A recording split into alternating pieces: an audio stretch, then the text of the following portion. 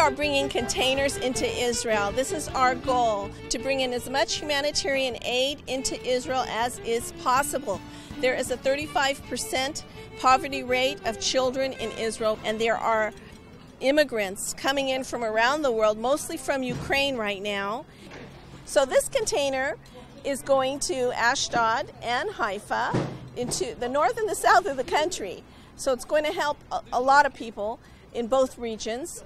And this first load is going to Ashdod in the southern region, to an aid center that distributes to mostly Ukrainian immigrants, and also giving to the poor and needy of all types, Holocaust survivors, single-parent families, the unemployed, the disabled. So there's a real need in Israel, and our goal is to do just what we're doing today.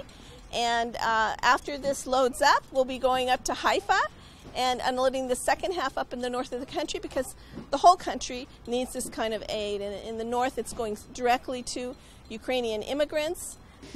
עכשיו אני עובד קשה מאוד, אבל זה פשוט ברכה בשבילי, כי אני ככה יכול לשרת. זה לעזור לאנשים ולשרת את העם היהודי, כאילו לשרת לאלוהים.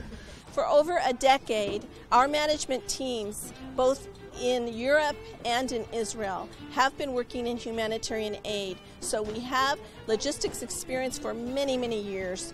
So we're using cost-effective methods without costly warehouses, and we're doing direct shipment, direct from the port, direct to the recipient organizations that will disperse the aid exactly to the places that are needed.